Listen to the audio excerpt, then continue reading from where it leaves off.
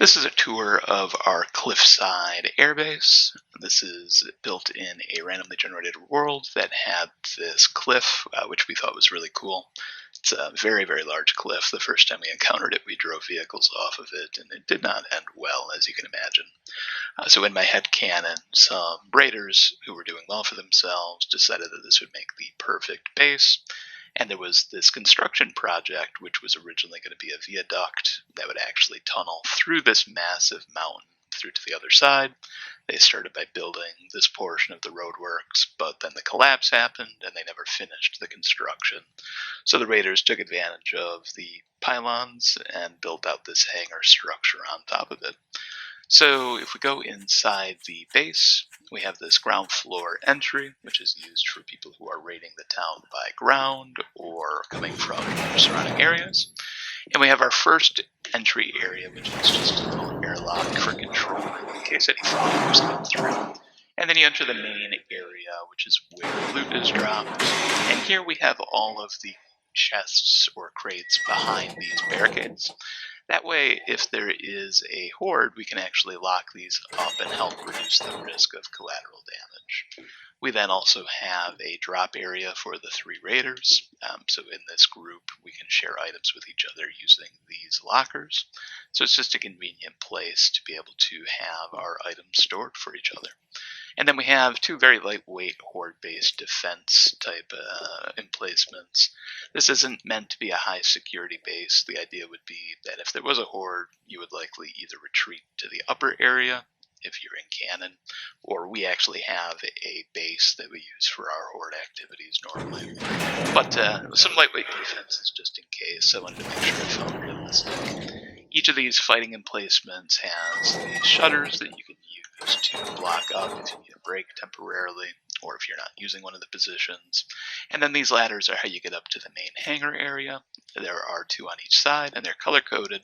So the idea is that you can go up on the green, but you should not go up on the red. That way you don't run into somebody higher up who might be coming down the ladder that you're trying to go up, since it is a bit of a hike.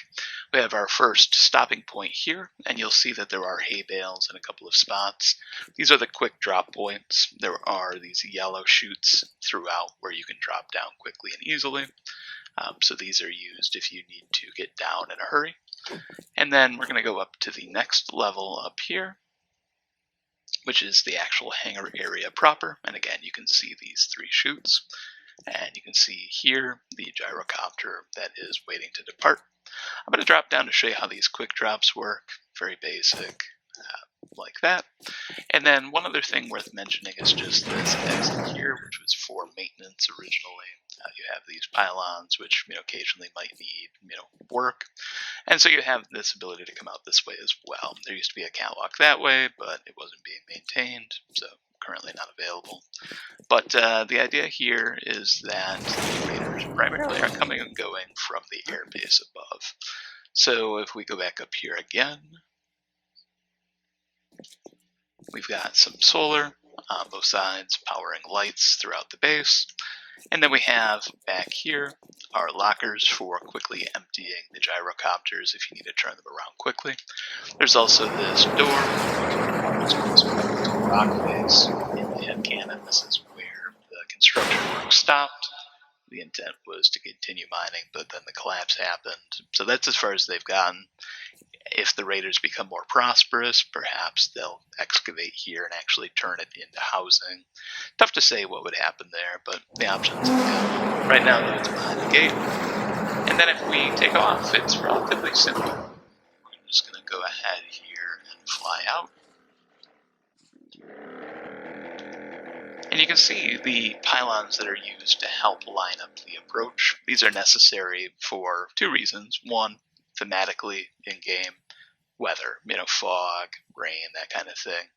But then technically the other reason is that the draw distance is bad enough that the draw distance is bad enough. Apparently I didn't have any fuel in there. The draw distance is bad enough that coming in on approach, it's sometimes difficult to line up without those. So they're intended to help there. So you can see here they help you line up your final approach. way too high, way too hot. So let's see if we can still stick this landing. I really should go back around, but we're going to try. Yeah, that's not too bad.